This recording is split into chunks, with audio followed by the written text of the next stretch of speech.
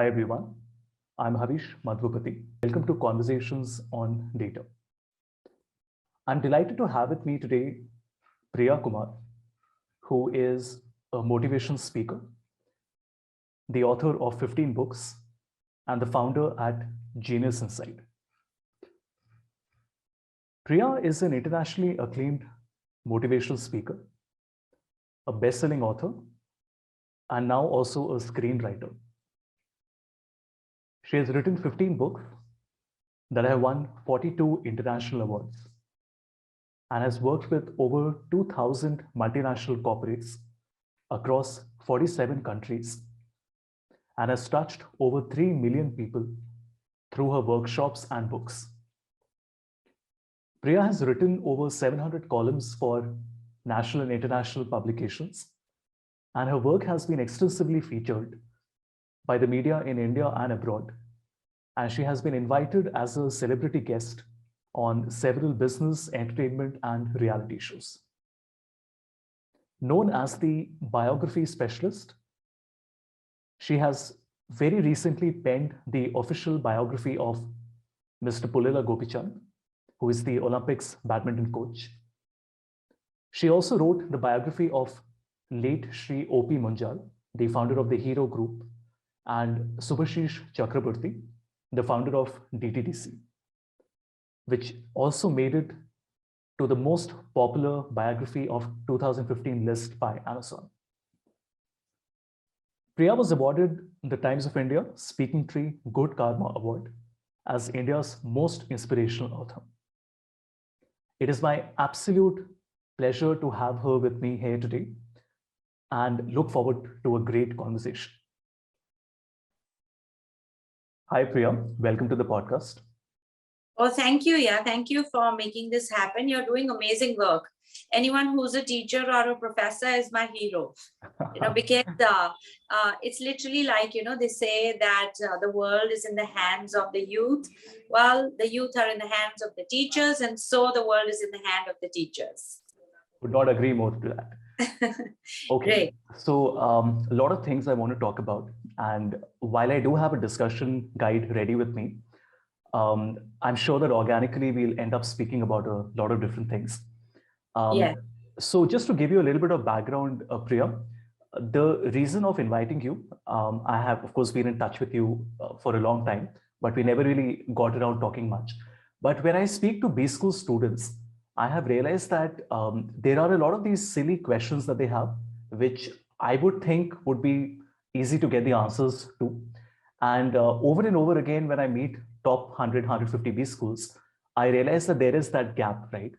Things about how to build a network, how to look at your career path, how to read into words like motivation. It seems like such a soft topic, but there is a lot of literature and theory and processes behind it, right? So that's what I want to talk about today. But to start off with, could you share a little bit about your journey so far and the sort of clients you work with and the sort of work that you do? Well, that's amazing. Thank you for, putting this together. And let me tell you first thing that I don't ever believe there's a silly question, because you don't know, but there could be a silly answer. There could be an illogical answer to that. So, my journey, they say that it always connects the dots. So I started working, although people see me as a motivational speaker today, and then they aspire to be a motivational speaker, then they look up the courses that I did, and that's how they think they will get started. Actually, that's not how it all started. So I started teaching when I was 13 years old. I was a student and I needed extra pocket money. And, when you want money, because even for the students, end of the day, once the education is over, that is what you are going to do in the world, exchange your talent and services and product for money. So I needed money. I'm a 13-year-old, and I was like, okay, what can I do? What can I do? And, when you look within, what can I do? What do I want to do? What am I good at? I realized I was very good at teaching, teaching in the sense I'm a very good learner. and I have a very unique way of learning, grasping. And I feel, why isn't he doing it well? Why isn't she doing it well? And, you know, I was one of those students, ab to hota nahi hai. When we would do our homework and write our notes, the teacher would correct, you know, with a red pen. I would buy a special red pen and recorrect, you know, and point out errors which the teacher missed and give myself marks all over again and write good and very good. So I decided, okay, I'll teach. And I started to teach a friend of mine who wasn't doing so well in studies, just to make that extra buck for that month. Okay. Now she went from average score to elite score, you know, from like a 30% to an 80% in a month. And that was like, for her, it was, oh my God. And for me, it was like, I told you so. But even though my agenda was done for that month, you're 13 years old, yeah, you're not thinking of making a career or earning money. But the mother of that girl was like, no, you can't quit because she's done so well. Okay. And then she came to my house, instigated my father, you know, in Punjabi, they say, chabi ghumana, chabi ghumadi sabko ghar pe. And they said, no, you have to teach. And I got stuck. And in a couple of months, you know, and I imagine you're a student, your work, going to school, I was a top ranker. So you can imagine what that takes, which means you study, go to school, you study, and then now you study again to teach somebody else. So at one point in a couple of months, I figured this misery is here to stay. I'm a teacher now. Okay. And I said, okay, if I'm going to suffer and not be a normal student, might as well suffer in style. So I got more students. So it became a batch. Okay. And it became so fulfilling for me, you know, to see people do well. I didn't know that is what brings me satisfaction. Okay. And then it began to grow and grow and grow all my student life. I think after I passed out school, I never went to college. I was enrolled in college, and perpetually there was a sick leave, you know, that I'm sick. I would only show up for the exam, stop it, come back. So then my university, I did distance education because I was teaching. I loved it so much. You know, give your calling, a passion, a chance. If it has come in your mind, give it a chance. Yeah, bet on it, test it. Maybe it won't work. Maybe it won't be as good as you thought it to be, but at least I honored a voice that came from my head that teach. I taught for 9 years and I taught 1900 students. That's a lot. Okay, now if you do the math, I was the richest kid on the block, you know, by my earning. And from there, I'll tell you the kind of life exposure that I got. So, you know, people think that I have had exposure in the 26 years of motivational speaking. No, the foundation, the confidence came from my teaching for 9 years. Because you know what, you're teaching students, you understand their viewpoint, you understand what motivates them. And I mean, we're talking to students. If you can figure out a teenager, if you can figure out a student, you can figure the world out, because they are the toughest, you know, to crack. Adults are still okay, you know, but a teenager will not follow you because they're still tuned into the vibe. They're still tuned into the energy. They get it. They can see the truth. They've not yet learned the lies. They've not yet learned to be diplomatic and so on. So it's pure energy. And if you can connect with them, you can connect with anyone. Then on the other side, I had parents. You know, now parents have certain demands and expectations. So to understand what is this adult who is the age of my parent want from his child, I think it was a process of absolute enrichment.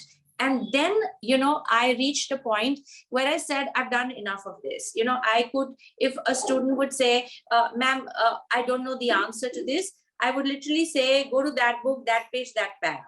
You know, and I realized while these kids are growing up and flying and moving ahead, I'm still there teaching the same thing. And then I decided, okay, what shall I do?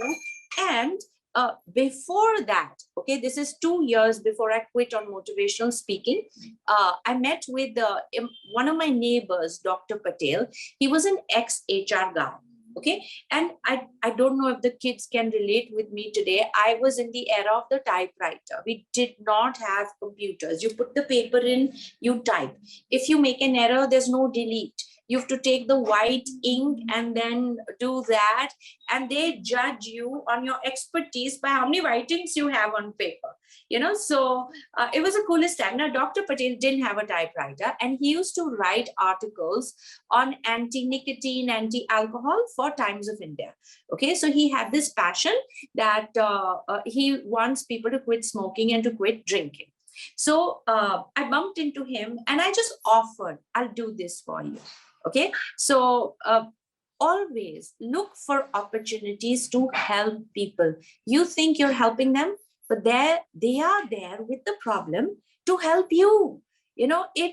If I connect the dots, it was so seamless. So anyways, I told him, okay, I'll help you. I have a typewriter, I'll type for you. Now, when I started to type, I said, this is good stuff, yeah.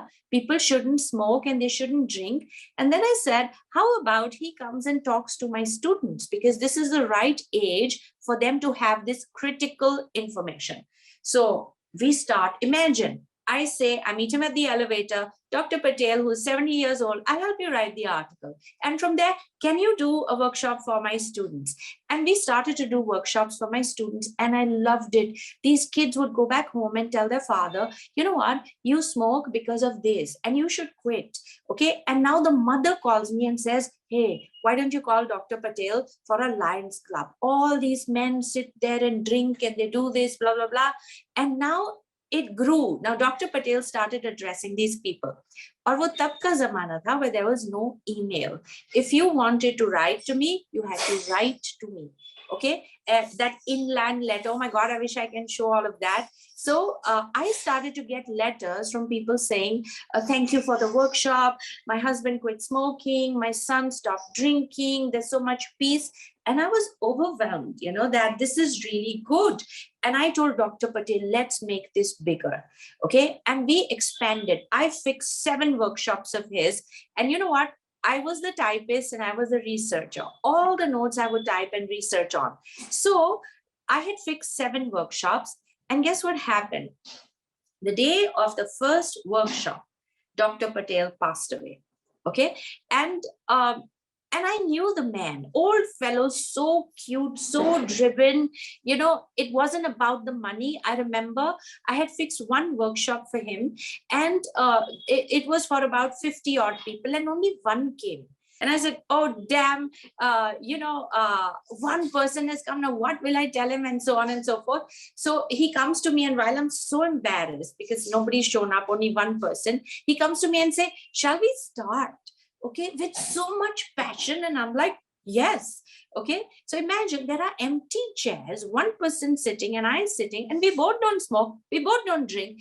And the man spoke as if he was addressing the world, that his voice, his energy was reaching out of the room. I learned such amazing things. Now I fixed up workshops professionally. Until now, it was gratis. It was, okay, we'll come. And the man leaves. And I'm thinking, he's gone. What shall I do? But look, I had the notes. I knew what he was talking about. I had taken notes in every workshop of his because I would help him add extra content. And I said, no, what I'll do is these 7 workshops, I'll go speak and end it and say, okay, Dr. Patel, this is not fair, but I finished what you started. I'm compulsive at that. I must finish what I start. How will you know that it works or doesn't work if you don't reach the end? Midway is not a place to make a decision. So I finished those 7 workshops, and in 2 of them I cried because the man had just passed away. I'm standing with notes and crying and talking, and I am still talking. That is my foundation. I didn't do any certification, nothing. My training started by just following my heart, which takes me places, and I finished the job. You know what? If that day I would have said, okay, Dr. Patel is gone, and okay, too bad. No, I took that to finish. And I think these are small attitudes. See, as MBA students, they have great credentials. The degree itself will open many doors, but will they last there? Will they start there? Because that middle is going to be tough. In like a movie, you watch a movie, the starting is so cool to get you interested and hooked. Then the real problems start, and it ends on a high. That's exactly how a story works. So motivational speaking for me was a very smooth transition. That people say, how do you know so much? Of course, there are books, but there's also experience. There's also involvement. There's also the attitude of what did I learn today? Like my daily planner has what did I learn and how I will improve every single day.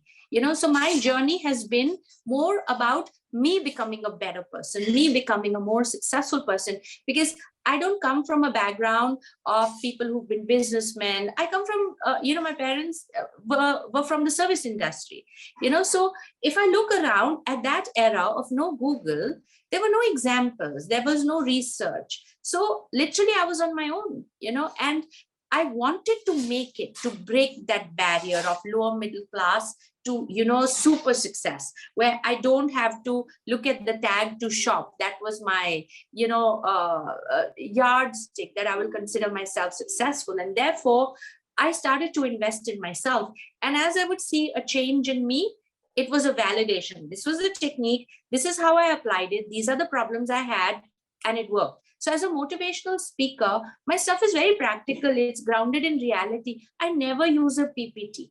I don't believe in theories. I believe, tell me the truth. Even if it's difficult, tell me the truth, tell me reality, tell me how to do it, and will you be around or show me your success? And that's how my journey has been pleasurable. It's a beautiful ride. With, of course, a lot of academics. I'm a student for life. I have so many certifications, but those are just door openers. End of the day, it's your experience, your ability to follow your heart and to see things to the end. That is something that my journey is defined by. Wonderful, Priya. And what's exciting is that one looks at the profile and the website and you don't really see the work behind it, right? You don't really see the story behind it. Yeah. And I think just like we talk about storytelling in the corporate, when you have to present a business insight, I think it's about our lives as well, right? I want to talk a little bit about what you just spoke. When I have students with me and they present a solution to me, I tell them, I don't care about the solution. I'm sure you have done a good job at it. I want to know how you arrived at it. What was the thought process that went into it? What were the pitfalls that you had to face? When you had to choose between a fork in the road, how did you decide? And they're like, why is that important as long as we're getting the answer? And I tell them, a lot of other people in the world can get the answer, right? What is important is for me to know what went behind it, right? And I completely agree with you. I think the only things we regret in life are the things we omitted. The only regrets are of omission. I don't think we will ever regret anything in life which we did, because if we did it because at that point we felt that was the right way to go about it. I do have a question on what you said. See, for somebody like you knew somewhere, from deep inside your heart that this is what you want to do, right? And you shaped it over the years. Similarly, for me, my mother's a teacher, but I never thought about teaching. And I was always very shy, always an introvert. And teaching would probably not be the first thing I would look at. But when I was doing my MBA, I remember there were clubs that were formed. And I was the president of the General Knowledge Club, probably the most boring club out there. And I picked it up purely because I wanted to, challenge myself and put myself out of my comfort zone. And I remember, again, 2 people came for the first day. And, it's almost like a movie story that 2 became 4 and that 4 became 8 and that 8 became 20. And I loved it. It was one of those things, it was an eye opener. And I realized this is something I truly love to do. And I knew that at some point in my life, I am going to get into teaching. I did not know when, how, where, but I knew I'm going to do it. But my question to you is this. A lot of students don't know what they want to do, right? And see, you don't know what you don't know. And especially if you're in the area of management, analytics, even HR, where there's so much technology that is seeping in, there is an overwhelming amount of content out there. You talked about a time when we had a typewriter. I remember when I was learning analytics as an MBA student in 2007, YouTube was a baby. It was 2 years old. There was no content on YouTube, right? And students today don't realize how difficult things were. You literally had to pick up a book.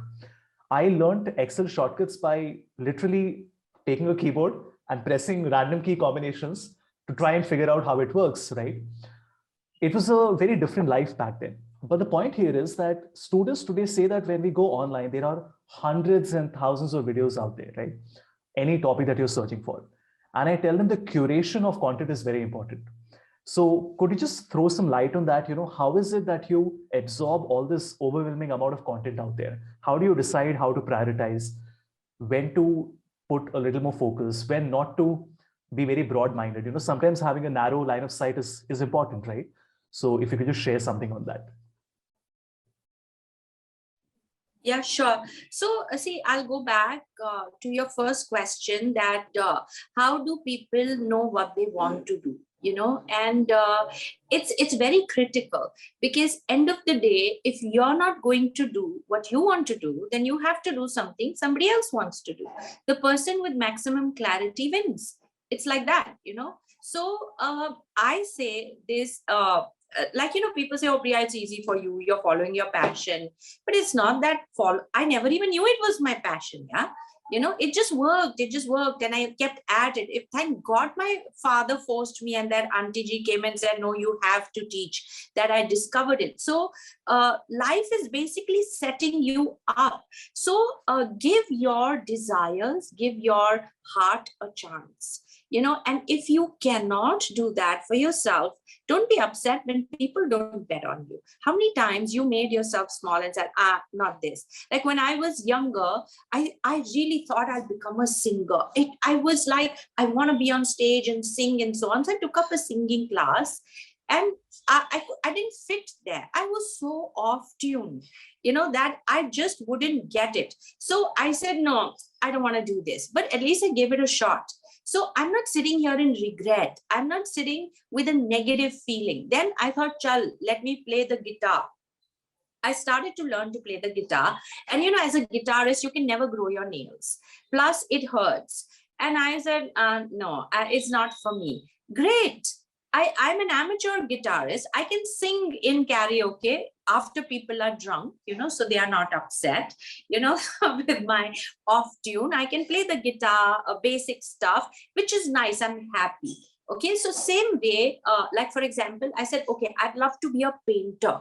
If MF Hussain can paint, I can paint. So I took up a painting class. I loved it. I stuck with it. Till date, I paint. In fact, I started a company on artists, so it stuck with me. It's not very highly commercial. Okay, like writing. I said, oh, I would love to write a book. Oh, but people say it takes 4 years to write. I wrote it in 8 days. It was done. So I wouldn't judge myself. I would go all out, give it a chance. I may have tried maybe 30 things, honestly, 30 things. I said, oh, I love hairdressing. I'm a trained hairdresser, but that was not something I wanted to do. So technically, I can do anything. I have dabbled in everything, but I have made professions of a few things. So give yourself a chance. You will grow. Let you be the one to say no, not for me, not somebody else who should now tell you, you can't do this. And, you'll believe it because you never gave yourself a chance. And in that, like a pack of cards, somewhere you'll get an ace and say, this is it. But sometimes it's hidden, just because others are doing it, I want to do it. And you don't even know this is not what you want to do. This is what they are saying works. And then you come to the ace. So sometimes you have to, open up the cards, put them away and get to that one. Then comes about content. I loved what you said, that in our time, for anything that we wanted to acquire information on, we had to read a book. Okay, which is, I think, a blessing, because when you read a book, you get the full in-depth information. There's a human being who perhaps has spent years in research, and abhi to anybody can publish a book, ebook, and Kindle and so on. But at that time, if you were a published author, you were it. Because a publisher is sitting there as that Nagraj, that is your content good, is it not good, and so on. So published authors by publishers, I think, was amazing. So that allowed the focus, that I took the information to its totality, and now next, and now next. So while I was consuming information, it was moving deep. consuming information, moving deep. What happens with us today online is we fleetingly consume information. We only take what's on page 1 of Google, consume that, move to the next. So it's always here. There's no depth to it. So if you really want to take up expertise in a subject, get books on that subject. So that would be a great way. Otherwise, I do that. There are so many times I do research and I'll keep going round and round in circles. There's so much inflow. And this is one subject. What if there are different things that are getting my attention? So pick one and now immediately take that, plant it in a little box, a little area of expertise, whether it is take up a course online to decide whether this is for you or not, or whether this is working for you or not. But take from, it's like, you have a scatter of marbles, you pick one and give it a chance in a different environment versus playing the game here. That's what I feel. Right. I'll share my story with you. So I was pursuing my PhD for 4 years. Then I dropped out since I wanted to start my own venture. And I remember in my early days of PhD, I would get very excited and I would have like 15 research papers and go and show it to my guide. And she would say, get out of the room, get 3 papers and then come back in. And if you see her table, it was a gigantic table. There would be only 3 papers on it at any given point of time. So the fact that she was trying to prove was that you have to focus, right? So she would say there's a lot of difference between focused on multiple things and multitasking. You're not proving anything by reading 5 different things at the same time, right? Right. And if you think about it, it doesn't make any sense at all, right? So having that focus is very, very important. Yes, where in the corporate life, you might have to focus on multiple things at the same time as well, right? So that is also there. But I completely agree with what you're saying that because there is so much content out there, students have this problem with half information. And I believe half information is very dangerous. Very dangerous. It's better not to know anything about something because then you know nothing about it and you will go to an expert and seek information. The problem is that when you read that one article and you make yourself believe that, okay, you are an expert at it, that's extremely, extremely dangerous, right? Even though to be the devil's advocate here, I would also say that sometimes having a shallow level of information can be useful as well, because the fact of the matter is that you can't know everything. If I talk about my own line of work, so I work in technology, I work in data analytics. Now, nobody can be an expert at all the tools and all the software.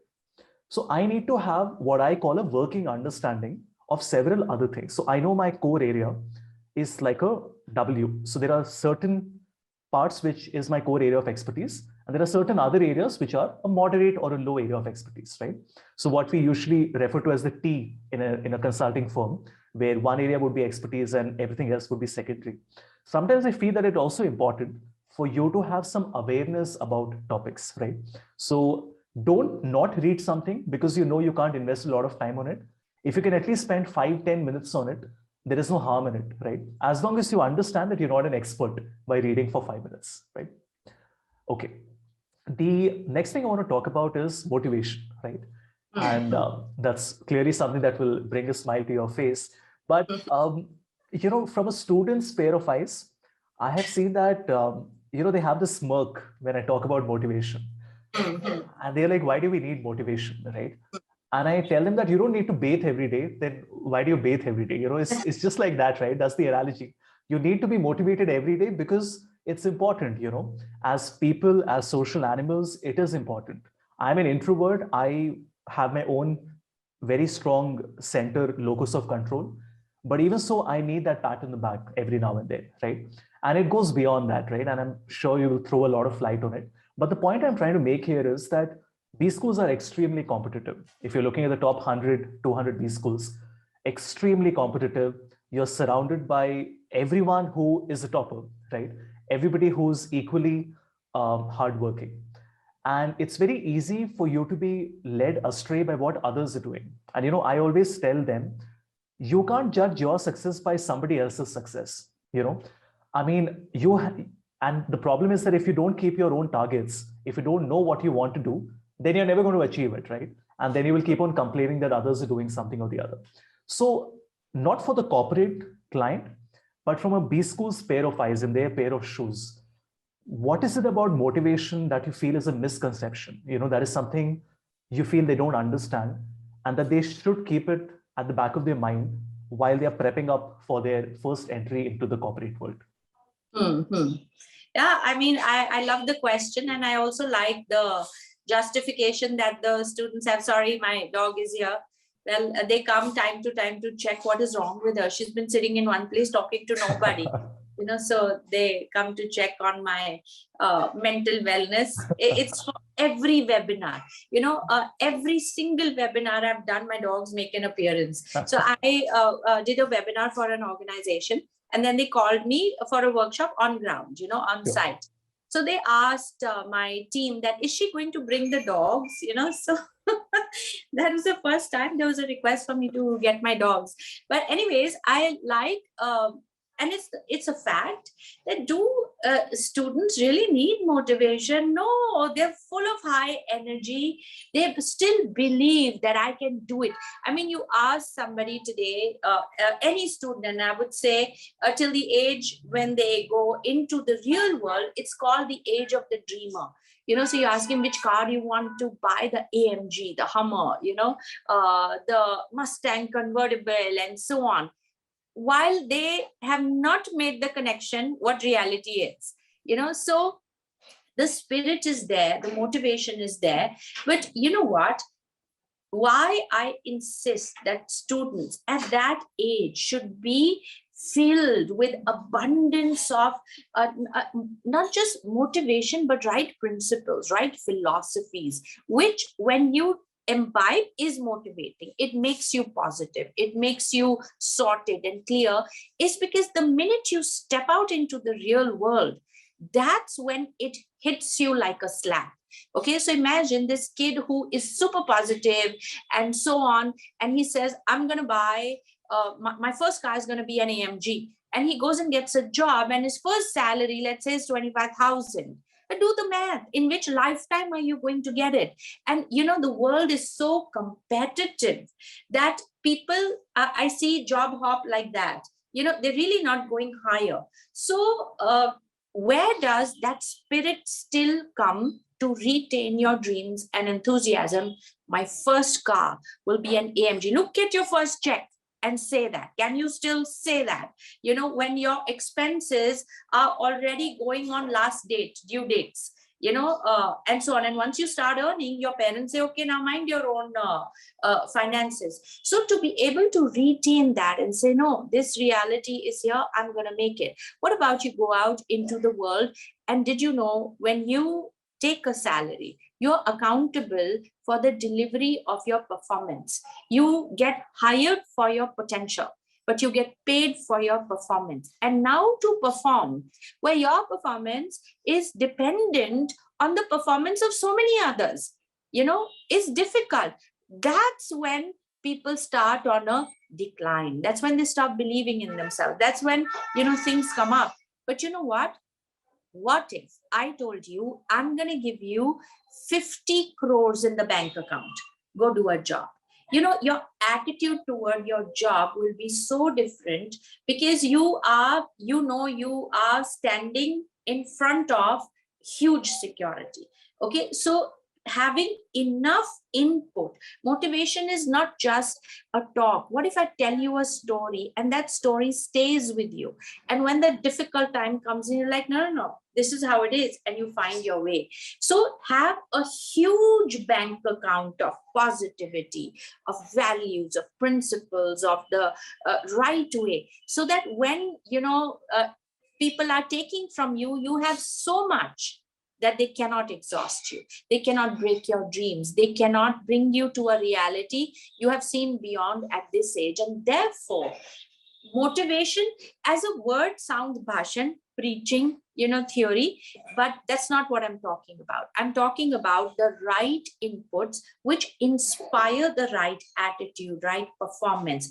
That is where it is. So like sometimes when I speak in my corporate workshops, what am I talking on? Leadership, conflict management, how to stay positive, peak performance, a teamwork, how to get along with people, how to get the best out of people. Okay, ab aap ye socho, they are learning this at the age of 40. And when are they learning it? When they're struggling with it, which means they are in debt, they are exhausted, they've already changed 3 jobs, people don't like them, they want to pull them down. Now they're saying, okay, I need to learn people management. It's too late. When you're thirsty, it's too late. You're already dehydrated. You should drink water at intervals. And when you're thirsty, this is what I hear, from my medical fraternity community, my friends, is that your brain cells are already dead. And brain cells, you can't really bring them back alive. So imagine when the need comes, you don't they say you don't dig a well when you're thirsty. You dig a well when you're not thirsty. So the abundance is there. It serves you. So make an effort. I would keep this as mandatory. Like I was telling you, these corporate clients, now imagine at the age of 40, they are struggling at this. What if these issues were already sorted? They come into the corporate world, they know how to work with people, they know how to handle conflict, they know how to be a leader, they have personal mastery, they can work in teams, they can inspire other people and pull them up. The world is for you to conquer. That's when your true talent and your academic expertise comes to flourish, because you could be great at what you do, but this guy who is in your department is going to pull you down.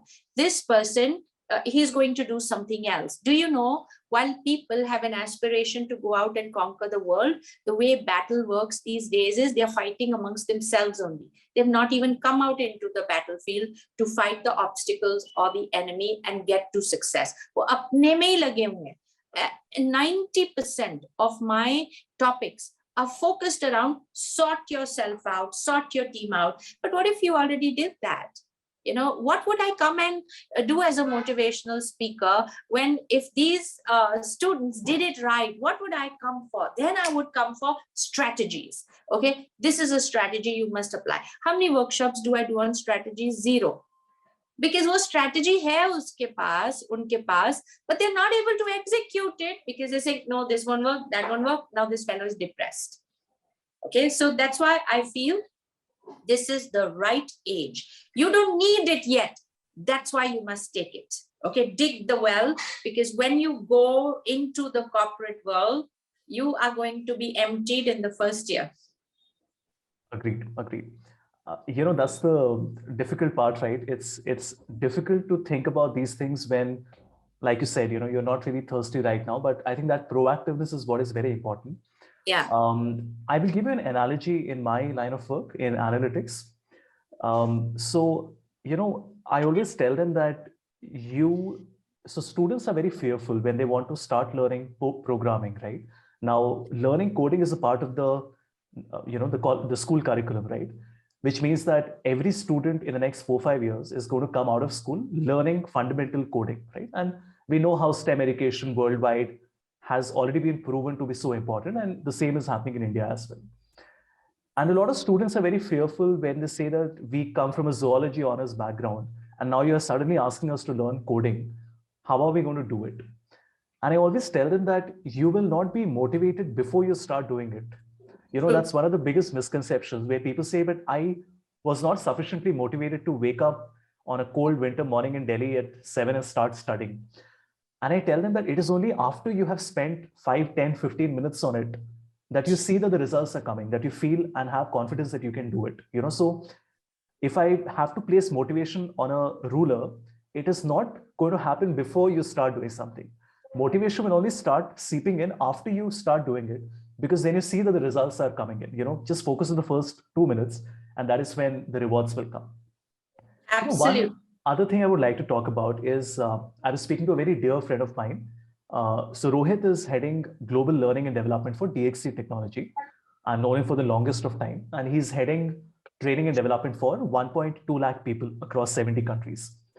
And we were talking about training, and I generally asked him, I said, organizations are willing to invest so much money on software. You will go to Microsoft and Salesforce and all the fancy stuff in the world, but you never really account for the training bit. It's easier to purchase the software off the shelf and have a consultant deploy it in the organization. Nobody focuses on the upskilling, right? That is always the last thing you think about. I'm a trainer, and when I work with an organization, they will say, no, our funds are exhausted. We've already spent 5 crores on the software. Now we only have X amount left for the training. And I tell them that is something you have to factor in into the total cost of ownership. So when you are contemplating moving into a different ecosystem with better technology, you have to factor in the fact that 20% of that money has to go into training as well. And that is very, very common to neglect, right? And because that's the easy fruit, right, that you can neglect. And you can say, let's save some money on that and let's cut some corners on that. So I always tell students that, like you said, when you're a student, you are still motivated because it's hyper competitive. They are younger. They haven't, like you said, seen the corporate world. But at the same time, a lot of students feel we will learn once we enter the corporate. And I tell them that's never going to happen. These are certain traits that you have to develop individually. The HR and the L&D is not responsible, because if you put the onus on the corporate is a business exercise, right? They survive and they flourish because they are good at earning money and they're good at saving money, right? Unless and until they get a speaker like you, they are not really going to be motivated sufficiently to help you grow. And see, you have to be honest, right? At the end of the day, an individual has to take care of themselves, right? And if you want to succeed and if you have a target, then you have to have your own driver to reach that. The organization cannot really be responsible for that, And just like I'm super honest with all my BSchool engagements, I will be honest here as well. When I speak to a lot of L&D folks, Priya, what they tell me is don't teach them more than they need to know. Because if we teach them more, then they're going to go and find a better job. And I won't take names here, but this is 9 out of 10 times, right? Some of the largest firms in the world and organizations that are on a public forum would talk about how we believe in gender diversity and okay, maybe let's not get into a touchy topic here, but organizations that talk about upskilling and reskilling, I realized that the first thing organizations tell me is that we have 10 people working in a team. We want automation so that we can reduce the workforce to 5. Tell us how we can eliminate the manual work.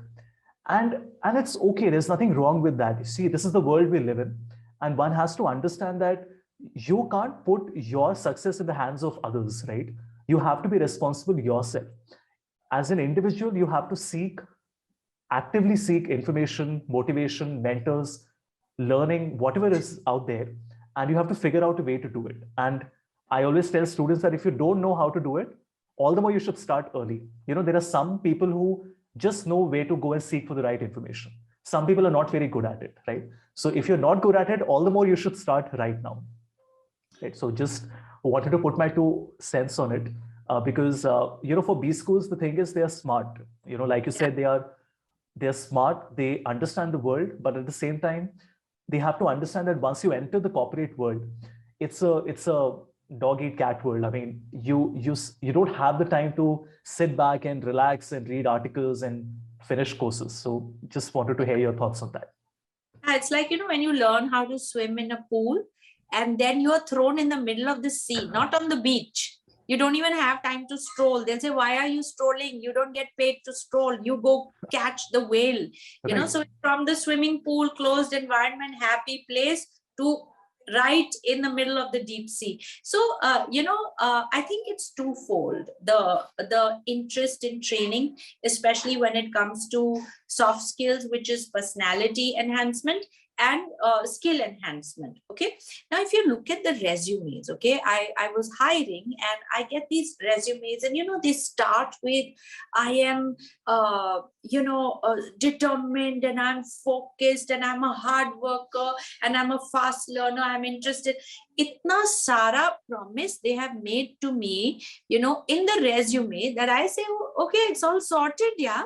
He's saying he's a team player. He's saying he's a hardworking fellow. So cut this budget. I got the right person. who knows it, so I don't really have to work at it.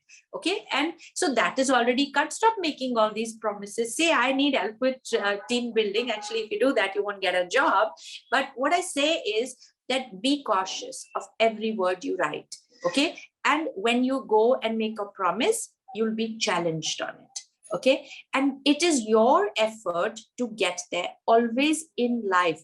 Remember, if you cannot chart the journey of your success, it is nobody's business or responsibility, including your organization. If they help you, wonderful. And every time, and it's true, it's absolutely true. When I make the investment in people, I don't know if they're going to stay around. I really have to put my hand in my pocket and take out the money and give it. And before I invest, I speak to them on their career growth. Are you going to stay with me? Do you see 2 years here? What is your expectation? And that's how I build them up and upskill. So be a little proactive. When you take up a job in the corporate world, in the first month itself, sit with your senior, identify who's responsible for picking you up and ask, what is expected from me? How will I get the next promotion? What must happen? And when he says you must do this, this, and this, now you evaluate. How are you going to match up? Invest in yourself. Don't wait for other people to invest, because whatever the issue and problem is, it's their reality. But at the end of the day, if you want it, you go get it. And it will take personality development. It will take skill development. Okay, don't leave it in the hands of somebody else. Itna hi hai na, do it. Right. Okay, so coming to the final leg of our conversation, I want to talk about two things. One is networking, and then your closing statement on BSchools. I learned this from Anurag Batra, who's the head of Business World. So before getting into analytics, I was doing marketing research with a few startups, and I worked very closely with Exchange for Media and Business World, did a lot of surveys for them. And whenever I would go to an event, and BW would do multiple events throughout the year. They still do. They still do. And what I would see Anurag doing is, so Anurag had bought Business World from ABP Group, and then BW has now become larger and bigger than ever. What I would see Anurag doing is that he would just pick up one person, right, at random, and then he will look around the room, scan the room, and they just connect that person with somebody else in the room, and then leave. And it was wonderful. And he always used to say that my job is to put you in touch with the right people. And he says, I never directly achieve anything from it, but indirectly I achieve a lot from it, And that's what is the environment I like to create. To give you an example, I have a lot of interns with me right now. And what I would do is I would tell an intern, attend the call I'm having with the other interns. And they would say, but why? It is not my area. I don't understand what they're doing. I said, all the more you should attend the call. And organically what happens is that the fact that I introduce two people and then I completely leave, it makes them so happy because they are getting the exposure to something that otherwise they would not have had. So I think getting yourself out of that comfort area is super important, and proactively seeking these genuine relationships. So before I take your thoughts on this, I'll just share my individual example with you. I was working with an organization, and very large client of mine. I knew everybody at the CXO, N-1, N-2. There was this one person who was not very senior, mid-level manager, but a decision maker, not very senior, but due to the profile that that person has, was a decision maker. So I had to interact a lot with him. And for whatever reason, I could never, get along with him very well, right? We tried, but we never managed to do that. It would have been very easy for me to bypass or to work with a different member. But I gave myself a target that I have to figure out why is it that I can't work with that person. And I put in a lot of effort into it. It was tough. And we became excellent friends. And I always give this very on face value, simple analogy to students. And I tell them that search for problems, search for challenges, right? If you feel that your life is easy, maybe you're not doing the right stuff. Life has to be tough. It is expected to throw challenges every day. If you don't wake up in the morning and say, I have 3 problems to solve, that means that you are just keeping yourself, unknowingly in that comfort area, right? So that's what I want to talk about, the importance of relationships, because I have always realized students feel it's quantity over quality. And I very strongly beg to differ on that. It's the quality of the relationships that is there. I'm very proud to admit that 80% of the work that I have today is due to word of mouth, right? And it's only because I am somebody who will wake up at 2 a.m. when a client calls me and says, I need an urgent favor. And I don't think about what I'm going to benefit out of it, because, it's a two-way street. At the end of the day, it has to be genuine. You can fake it for a day or 2 days, but then if you want to build a relationship over a number of years, it has to be genuine at the core, right? So what are your thoughts on building relationships, and how should B-School students do it? See, I feel you've articulated it so well, yeah. See, end of the day, when you even have any dreams or aspirations or success is what you want, the medium is people. That even if you want money, you have to take it from a person. Even if you take it from the ATM, there's a person who put it in there. It is somebody else's money. Okay, so people play a very, very important role in our lives. And I love the idea of networking. Okay, in networking generally, what the agenda of people is, like I was called to a lot of networking groups. So here is twofold. Again, my viewpoint is just so totally different that sometimes I feel I'll end up contradicting people. But I have a viewpoint that let's be genuine, let's be real, and let's be happy and super successful. Okay, I will never ever pay the price of my peace of mind and happiness for success. And for that, you have to come down to the base of being genuine. So when you're networking, generally why it is a put off is because I will start telling you I'm a motivational speaker because I want to extract help from you. Why am I networking with you? I want to build a contact and see how you can be useful for me. Now, when you go and meet people, introduce yourself, and now allow that person to tell what he's saying and figure, how can I help him? How can I add value to him? Because you know what? You are looking at how you can be connected with that person. So for example, I'm talking to someone and he says, oh, I am studying in school, I'm doing my MBA, and oh, what are your aspirations? We're networking. I just introduced myself. I'm a motivational speaker and a writer and so on. What do you do? Now the guy talks for, let's say, 15 minutes saying how he's afraid that, he wants to go out into the corporate world, or he's having problems with his girlfriend, or, he wants to start a new business. Now I am seeing, where can I help? Okay, now if I say, I can help you start your business. So now we are talking service. That's where I come in.